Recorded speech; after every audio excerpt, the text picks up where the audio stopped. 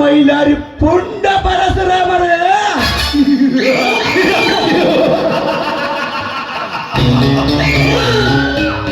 ಲೇ ಮಳೆರೆ, ಚಿಲ್ಲರ್ ಗುರುಗಾರು ಗುಂಪು ಕಟ್ಟಿಕೊಂಡ ಹಿಂಡು ಕುರಿಗಳನ್ನು ನನ್ನ ದರಕ್ಷಿ ತೋಟದಲ್ಲಿ ಒಗಸಿ ಹಾಳು ಮಾಡಿದಲ್ಲದೆ ಈ ದೇವೇಂದ್ರನ ಮುಂದೆ ಸೂರತನದ ಒಳ್ಳೆ ಸಣ್ಣವಲಿ ಅಂತ ಕೈಯಲ್ಲಿ ಕೊಡ್ಲೆ ಹಿಡಿದುಕೊಂಡು ಬಂದಿರುವಳೆ ಮಪ್ಪ ಗುರಿ. ಈಗ ತೋರಿಸುವ ಮಗನ ನಿನ್ನ ಗಂಡಸ್ತನ. ದೇವೇಂದ್ರ, ಗಂಡಸ್ತನದ ಬಗ್ಗೆ ಮಾತು ಎತ್ತಿದರೆ ತಗರು ಗುರಿಯಿಂದ ಕೂತಿಯನ್ನು ಸಾಯಿಸಿ ಬಿಡುವೆ.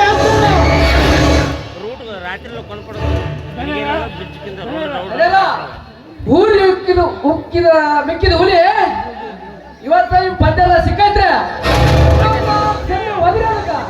ಹೌದು ಮಂಗ, ಕಪ್ಪಿದ ಕಾಡ ಕೋಣಕ್ಕೆ ಸಮಗಾರನ ಮೆಚ್ಚಯ ಪಟ್ಟಂತೆ ಸಿಕ್ಕವರ ವರದಲ್ಲಿ ತಿಂದು ತೇಗಿದ ಈ ಕಪ್ಪಿದ ಕುರಿಗೆ ಕಾಯ್ದ ಕಬ್ಬಿಣ ಸಲಿಕೆಯಿಂದ ಬರೆಯಲೇಬೇಕು. ಕಬ್ಬಿಣ ಸಲಿಕೆ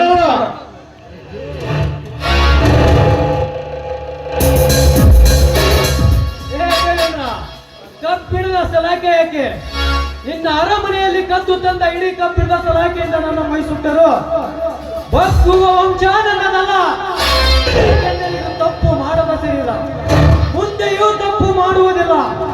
ವಿನಾಕಾರಣ ನನ್ನ ಮೇಲೆ ಸುಳ್ಳಿನ ಪುಸ್ತಕ ಬರೆದು ಮೋಸದಿಂದ ನನ್ನನ್ನು ಕರೆಸಿ ಏರಿಯಂತೆ ಕಂಬಕ್ಕೆ ಕಟ್ಟಿ ನನ್ನನ್ನು ಹೊಡಿಸ್ತೀಯಲ್ಲ. ನಿಜವಾಗಿಯೂ ನೀವು ನಿಮ್ಮ ಅಪ್ಪನ ರಕ್ತಕ್ಕೆ ಹುಟ್ಟಿಲ್ಲ.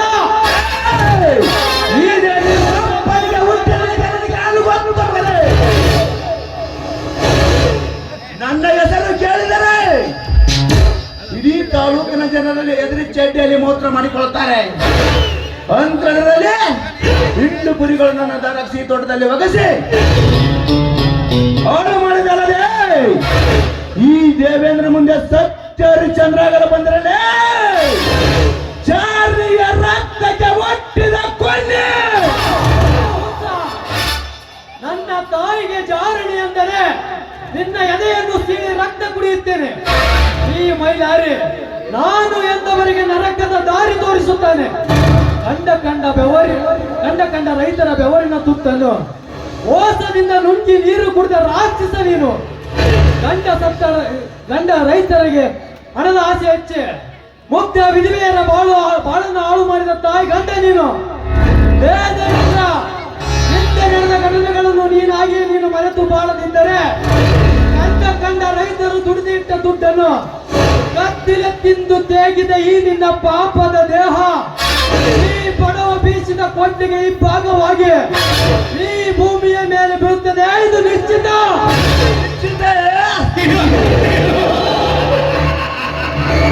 ಈ ದೇವಲೋಕದ ದೇವೇಂದ್ರವನ್ನು ಈ ತಗಡಿನಿಂದ ಕೊಂಡಿಂದ ಇಬ್ಬಗ ಮಾಡುವ ಕೂಸ ಇನ್ನು 10 ನಿಮಿಷದಲ್ಲಿ ನಿನ್ನ ಶರೀರವನ್ನು ಕತ್ತರಿಸಿ ಅಂದಿ ನಾಯಿ ಬಾಗಿ ಆಹಾರ ಎಚ್ಚರದ ಮಾತುಗಳು ನನ್ನ ಹೊರಕು ಚಪ್ಪಲಿಯ ಸಮಾನ. ನಿನ್ನ ಗೊಳ್ಳು ಪೌರುಷಕ್ಕೆ ತಲೆ ಚಕ್ಕಿಸುವ ರೈತನ ಮಗ ನಾನಲ್ಲ. ದೇವೇಂದ್ರ, ನಿನ್ನ ಪಾಪದ ಚರಿತ್ರೆಯ ಪುಸ್ತಕವನ್ನು ಈಗಾಗಲೇ ಹೆಗಲ ಮೇಲೆ ಹಸಿರು ವಸ್ತ್ರ ಧರಿಸುವ ರೈತ ಸಂಘದ ಜನತೆ ಓದಿ ತಿಳಿದುಕೊಂಡು ಅಕಸ್ಮಾತ್ ನಿನ್ನ ಹೊಲಸು ಚರಿತ್ರೆಯನ್ನು ನೋಡಿ ಸಿಟ್ಟಿಗೆದ್ದು ಹಸಿರು ವಸ್ತ್ರದ ಜನತೆಯ ಕೈಯಲ್ಲಿ ಕೊಡ್ಲಿ ಎಂಬ ಬ್ರಹ್ಮಾಸ್ತ್ರವನ್ನು ಹಿಡಿದುಕೊಂಡು ಬಂದರೆ ಈ ನಿನ್ನ ಪಾಪದ ದೇಹ ರೈತನ ಸೇಡಿನ ಅಗ್ನಿಯಲ್ಲಿ ಸುಟ್ಟು ಬೂದಿಯಾಗಿ ಆಳಿ ಹೋಗೋದು ಎಚ್ಚರ.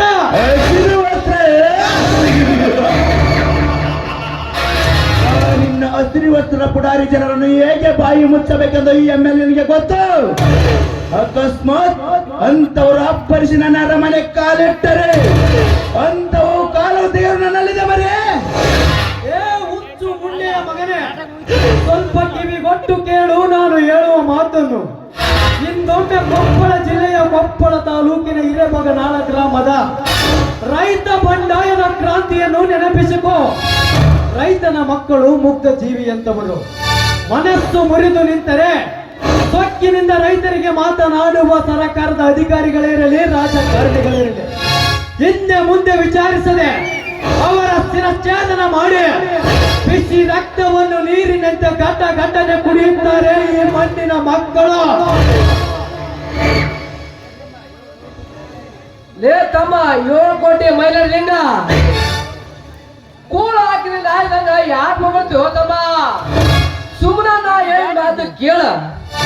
ಗಣ್ಯರ ದ್ರಾಕ್ಷಿ ತೋಟದಾಗ ನಾನಾ ವಯಸ್ಸಿನ ಒಪ್ಕೊಂಡು ತಮ್ಮ. ಇವನು ಸತ್ಯ ವೀರ ಸಂಗೊಳ್ಳಿರ ಎಣ್ಣ ಜನಿಸಿದ ವಂಶ. ಕುರಿಗಳು ನಡೆಯೋ ಜಾಗದಲ್ಲಿ ಮುಳ್ಳು ಇರಲ್ಲ, ಈ ಕುರುಬನ ಬಾಯಲ್ಲಿ ಸುಳ್ಳು ಬರಲ್ಲ. ನನ್ನ ವಂಶದಲ್ಲಿ ಎಷ್ಟೋ ಕಷ್ಟ ನಷ್ಟಗಳು ಬಂದರು, ಸುಳ್ಳು ನುಡಿದರೆ ನನ್ನ ವಂಶಕ್ಕೆ ಅಪಕೀರ್ತಿ. ಈ ಮೈಲಾರಿ ಸತ್ಯಕ್ಕಾಗಿ ನ್ಯಾಯಕ್ಕಾಗಿ ಪ್ರಾಣ ಬೇಕಾದರೂ ಕೊಡುವ ಕರ್ನಾಟಕದ ಮಣ್ಣಿನ ಮಗ ಈ ವೀರ ಮೈಲಾರಿ.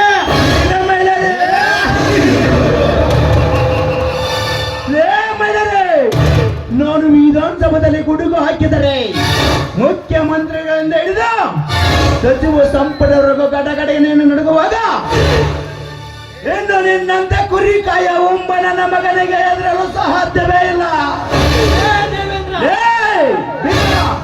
ಇವನನ್ನು ಯಾವತ್ತಾದ್ರೂ ಒಂದು ಅಳತೆಗಿನಲ್ಲಿ ಬಿಸಾಗಿ ಬಂದು ಬಿಡಿ.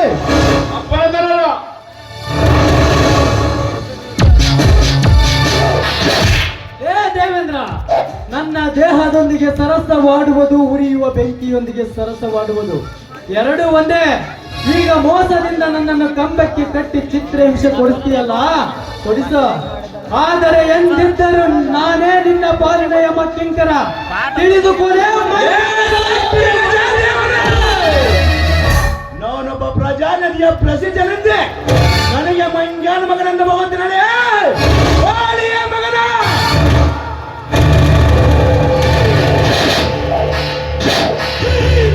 ಶಾಬಾಸ್, ಅಡ್ಡಿಲ್ಲ. ನೀನೊಬ್ಬ ಜನಪ್ರತಿನಿಧಿ. ನಿಮ್ಮಂತ ಲಫಾಂಗ ಸಮಾಜ ಸೇವಕರಿಗೆ ತಮ್ಮ ಪವಿತ್ರವಾದ ಮತವನ್ನು ಕೊಟ್ಟು ಆರಿಸಿ ಕಳಿಸ್ತಾರಲ್ಲ ಮುಗ್ಧ ಜನತೆ, ಅವರು ತಮ್ಮ ಎಕಡವನ್ನು ತೆಗೆದುಕೊಂಡು ತಾವೇ ಪಡೆದುಕೊಳ್ಳಬೇಕು. ಯಾಕೆಂದರೆ ರೈತನ ಮಕ್ಕಳು ಕಷ್ಟ ಎಂದು ಪರಿಹಾರ ಕಂಡುಕೊಳ್ಳಲು ಬಂದಾಗ ರಾಜಕಾರಣಿಗಳು ಎಕ್ಕ ರಾಜ ರಾಣಿ ಆಟವಾಡಿ ರೈತರನ್ನು ಅರಿದು ತಿನ್ನುವ ಹಂದಿಗಳು ಇದ್ದಂತೆ. ಇಡೀ ದೇಶಕ್ಕೆ ಅನ್ನ ಹಾಕುವ ಅನ್ನದಾತನ ಮಕ್ಕಳಿಗೆ ಬೋಳಿಯ ಮಗ ಎಂದಿದ್ದೆ. ಆದರೆ ನೀನು ಕಟ್ಟಿದ ಸರಪಳಿಯನ್ನು ಬೆಚ್ಚಿ ನಿನ್ನನ್ನು ತುಳಿದು ಸಾಯಿಸಿ ಬಿಡುತ್ತಾನೆ.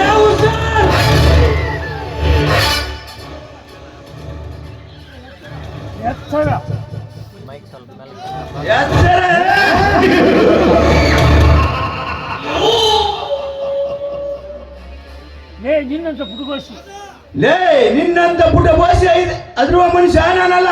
ಲೇ ಇವನಿಗೆ ಇನ್ನೊಂದು 4 ಸಣ್ಣ ಬಂದು ಯಾವ್ದಾದ್ರೂ ಒಂದು ತೆಗಿನಲ್ಲಿ ಬಿಸಾಕಿ ಬಂದ್ಬಿಡಿ.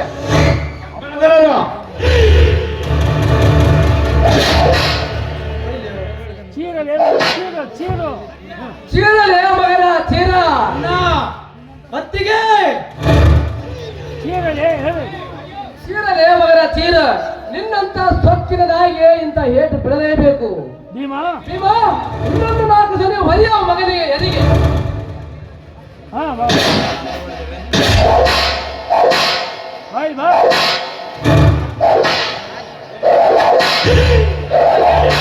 ಬಾ ಬಾ ಬಾ ಬಾ. ಏ ಬೈ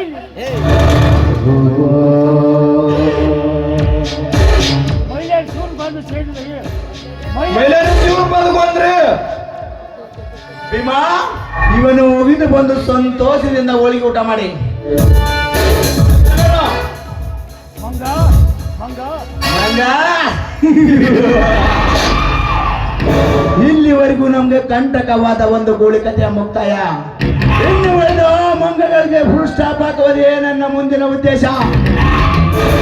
ಬಾ ಮಂಗ, ಈ ಸಂತೋಷವನ್ನು ಕ್ಲಬ್ಗೆ ಹೋಗಿ ಮಸ್ತ್ ಮಜಾ ಮಾಡೋಣ. ನಮಗೂ ಮಸ್ತ್ ಮಜಾ ಮಾಡಿ ಮೈ ಸುಸ್ತಾಗಿ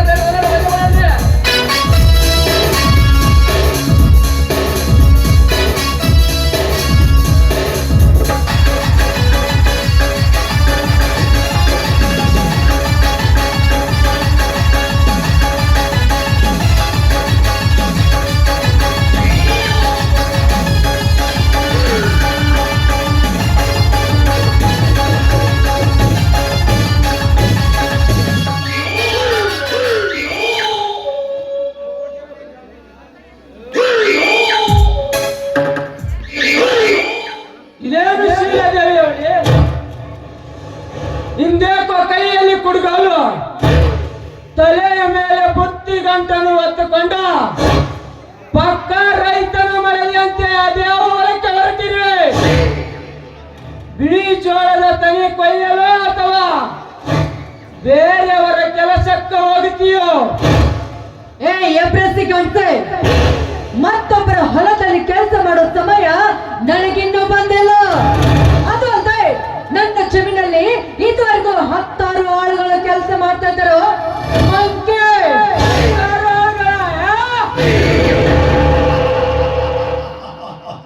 ನಿಮ್ಮಂತ ಮಧ್ಯಾಹ್ನದ ಶ್ರೀಮಂತರ ಬಿಂಕದ ನುಡಿಗಳನ್ನು ಕೇಳಿ ನನಗೆ ನಗು ತನ್ನಿಂದ ತಾನೇ ಬರುತ್ತದೆ.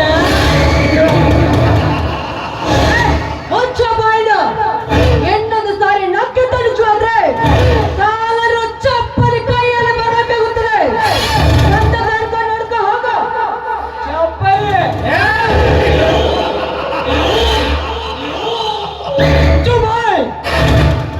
ಕಾಡಿನಲ್ಲಿ ಒಂಟಿಯಾಗಿ ಸಿಕ್ಕ ಜಿಂಕೆ ಮರಿಯನ್ನು ಬೇಟೆಯಾಡದೆ ಬಿಟ್ಟರೆ ನನ್ನ ಗಂಡಸ್ತನಕ್ಕೆ ಅಪಮಾನಯ. ಶಿಲಾ, ಒಂದೇ ಒಂದು ಸಾರಿ ಕಾಡಿನಲ್ಲಿ ನಾಗಿಣಿ ಅಂತ ನರ್ತನೆ ಮಾಡೋಣ ಬಾಯಿ.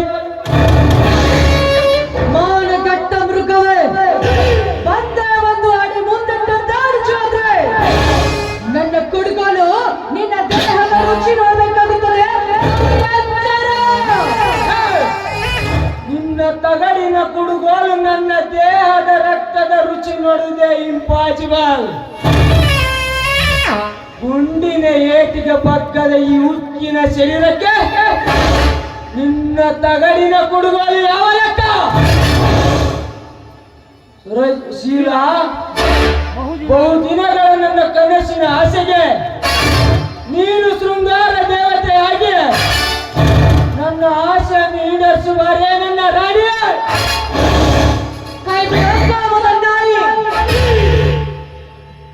ನಾನೊಬ್ಳು ಮಾನವಂತ ರೈತರ ಹೆಂಡತಿ ಇದ್ದಾನೆ. ರೈತನ ಹೆಂಡತಿ?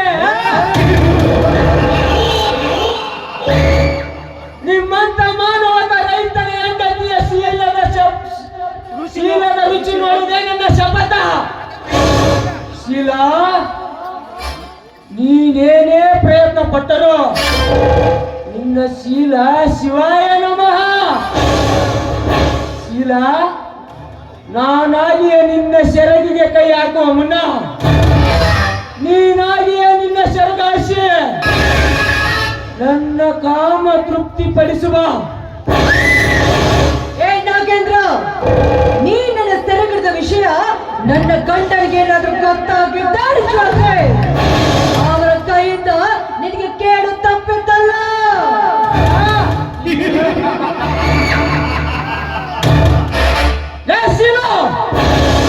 ನಿನ್ನ ಮನೆಯವರು ವೀರ ಸಿಂಧೂರ ಲಕ್ಷ್ಮಣನಲ್ಲ, ಶೂರ ಇಂಡಿ ಚಂದ್ರಪ್ಪನಲ್ಲ. ಸುಮ್ಮನೆ ವಾದಿಸದೆ ಮನಸ್ಸು ಕಲ್ಲಿನಂತೆ ಗಟ್ಟಿ ಮಾಡಿಕೊಂಡು ನನ್ನ ಕೋಳಿನ ತಕ್ಕೆಯಲ್ಲಿ ವಿಲನವಾಗುವ.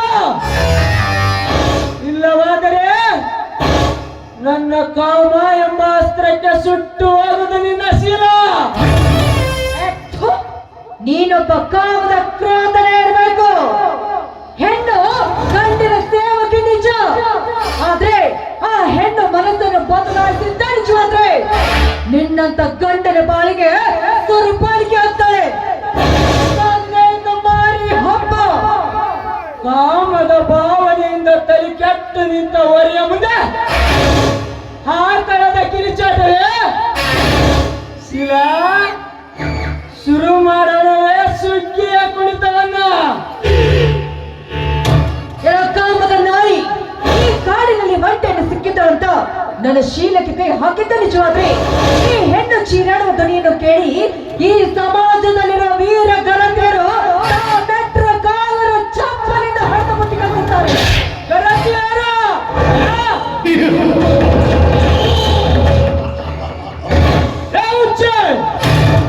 ಈ ಸಮಾಜದಲ್ಲಿ ವಲಸು ಗರತಿಯರ ಬರೆದಿಟ್ಟ ಪುರಾಣವನ್ನು ಬಿಚ್ಚಿ ಓದಿ ಅಂತಾನೆ ಕೇಳು.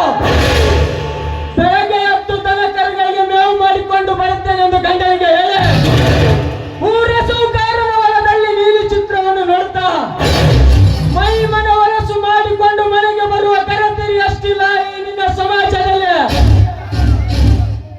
ಸಂಜೆಯ ಹೊತ್ತಿನಲ್ಲಿ ನಲ್ಲಿಯ ನೀರಿಗೆ ಹೋಗುತ್ತೇನೆ ಎಂದು ಖಾಲಿ ಕೊಡಪಾನವನ್ನು ಸೊಂಟದ ಮೇಲೆ ಇಟ್ಟುಕೊಂಡು ಎಡಗೈಯಲ್ಲಿ ತನ್ನ ನೆಚ್ಚಿನ ರಾಜನಿಗೆ ಮಿಸ್ ಕಾಲ್ ಕೊಟ್ಟು ತಿಪ್ಪೆಯ ತೆಗ್ಗಿನಲ್ಲಿ ಕಾಮ ದೃಶ್ಯ ತೀರಿಸಿಕೊಂಡು ಬಂದು ಮತ್ತೆ ಗಂಡನ ಮುಂದೆ ತಾನೊಬ್ಬ ಮಹಾನ್ ಪತಿರತಿ ಎಂದು ಪೋಸ್ ಕೊಡುವ ಪಾಪಿ ಮುತ್ತೈದರಿ ಎಷ್ಟಿಲ್ಲ ಈ ನಿನ್ನ ಆಳು ಸಮಾಜದಲ್ಲಿ.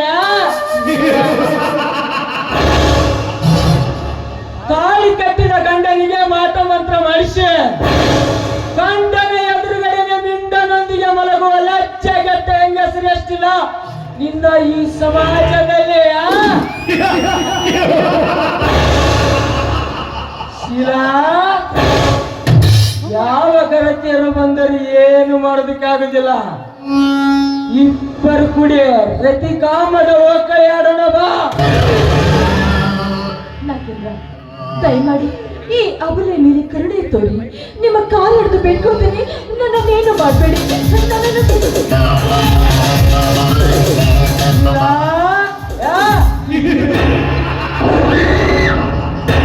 ಶಿವ, ಕಾಮದ ಪಿತ್ತ ನನ್ನ ತಲೆಗೆ ಏರಿದಾಗ ಭಯ ಕರುಣೆ ಎಂಬ ಶಬ್ದಗಳು ನನ್ನ ಹತ್ತಿರ ಸುಳಿಯೋದಿಲ್ಲ. ಈಗೇನೇ ಇದ್ದರೂ ನಾನು ನಡೆದಿದ್ದೆ ಕಾರ್ಯ.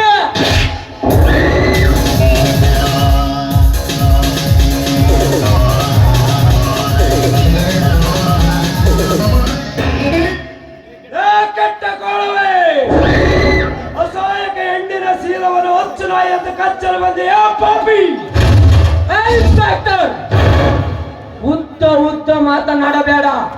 ಇವ ಏನು ನಿನ್ನ ತಂಗಿಯೋ ಅಥವಾ ಹಳೆಯ ಪ್ರೇಷಿಯೋ?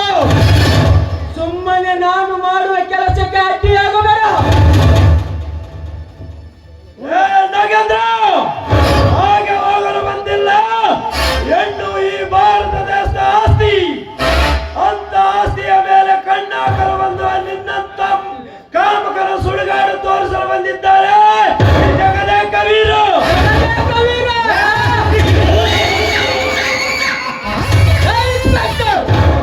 ನಿನ್ನಂತ ಜಗದೇ ಕವೀರನು ಹುಟ್ಟಿ ಬಂದರು ನಮ್ಮಂತರನ್ನು ಏನು ಮಾಡುವುದಕ್ಕೆ ಆಗುದಿಲ್ಲ. ಸುಮ್ಮನೆ ನನ್ನ ಕಣ್ಣ ಮುಂದೆ ಕಾಣಿಸಿಕೊಳ್ಳಬೇಡ, ಹೊರಟೆ ಹೋಗ. ಈ ಹೇಸಿಗೆ ಮೇಲೆ ಕಲ್ಲೆಸಿದ್ರೆ ವಾಪಸ್ ತನ್ನ ಮುಖಕ್ಕೆ ಸೇರುತ್ತದೆ. ಈ ಕಾಮದ ನಾಯಿಯನ್ನು ಸುಮ್ಮನೆ ಬಿಟ್ಬಿಡಿ.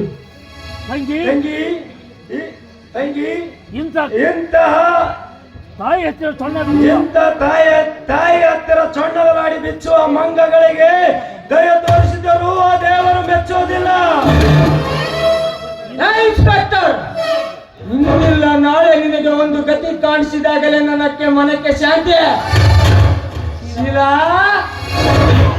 ನಾನು ಕಣ್ಣಿಟ್ಟ ಕನ್ಯಾಮಣಿಗಳು ತಪ್ಪಿಸಿಕೊಂಡಿಲ್ಲ. ತಪ್ಪಿಸುವ ಕನ್ಯಾಮಣಿಗಳು ಇನ್ನು ಈ ಭೂಮಿ ಮೇಲೆ ಹುಟ್ಟಿಲ್ಲ. ಒಂದು ವೇಳೆ ಹುಟ್ಟಿ ಬಂದರೆ ಬೆನ್ನತ್ತಿ ಬಿಟ್ಟವನಲ್ಲ ಈ ಕಾಮರಾಜ ಎಂಬ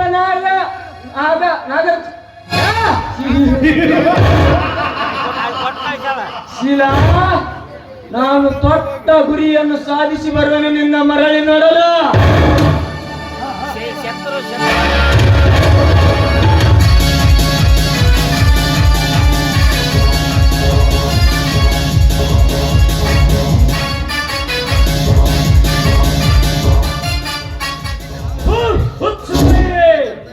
ತಂಗಿ, ಯಾಕಮ್ಮ ತಂಗಿ ಒಬ್ಬಳೇ ಕಾಡಿನಲ್ಲೇ ನಡೀತೇವೆ ಅಣ್ಣ, ಎಲ್ಲರೂ ಹೊಲದಲ್ಲಿ ಕೆಲಸ ಮಾಡ್ತಿದ್ರು. ಅವರಿಗೋಸ್ಕರ ಬುದ್ಧಿ ತಿಳ್ಕೊಂಡು ಬರ್ತಾ ಇದ್ದೆ. ಅಷ್ಟರಲ್ಲಿ ಈ ಅನಾಹುತ ನಡೆದೋಯ್ತಣ್ಣ. ತಂಗಿ, ಈ ದುನಿಯಾದಲ್ಲಿ ದಾರಿ ದಾರಿಗೂ ನಿರಂಕುಶರು ನೀಚರು ತುಂಬಿಕೊಂಡಿದ್ದಾರಮ್ಮ.